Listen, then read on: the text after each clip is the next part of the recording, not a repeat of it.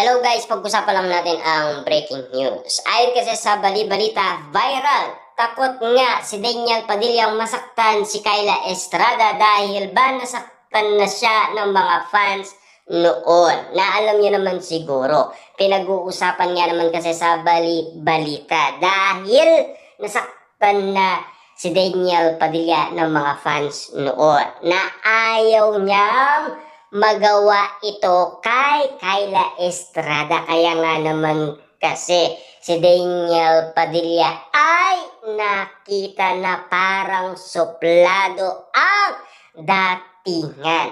Pero yun ay karanasan kasi ni Daniel Padilla sa mga fans noon na tila nang dahil pinagkakaguluhan sila, nasaktan na si Daniel Padilla. Kaya nga naman kasi iniiwasan niya sa kanyang bagong GF ngayon na si Kyla Estrada matulad sa kanya. Kaya nga naman kasi kitang-kita niyo naman, 'di ba? Nung nabuksan na ang nasabing sasakyan, pati ang upuan ay inayos niya. Nakita ang pagiging gentleman at nakita ang pag-aalaga niya kay Kyla Estrada. At lalong-lalo na yung pagtatanggol niya sa isang katulad ni Kyla Estrada na talagang mahal na mahal daw ni Daniel Padilla ayon kasi sa mga Delulu fans. Hanggang ngayon kasi ay takot pa rin si Daniel Padilla sa mga fans na alam niyo naman siguro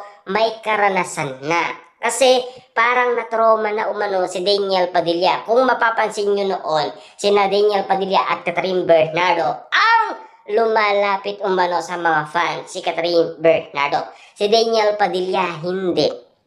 Saglit lang at uupo na. Yan ang isang Daniel Padilla noon. Pero naalis niya ang takot niya. Pero nandahil nga naman kasi sa isyong pagiging suplado daw ni Daniel Padilla na ulit muli ang takot ng isang Daniel Padilla na baka mangyari nga naman kasi kay Kyla Estrada. Siyempre alam niyo naman siguro iniingatan niya yan, di ba? Kahit siya lang ang masaktan, wag lang ang isang Kyla Estrada. Ganyan din naman kasi ang ginawa noon ni Alden Richard kay Catherine Bernardo na talagang binabakuran niya at inaalagaan niya kahit siya pa ang masugatan, wag lang si Catherine Bernardo. Ganyan sila mag-ingat at ganyan sila sa pagiging gentleman sa mga babae. Sina Daniel Padilla at Alden Richard.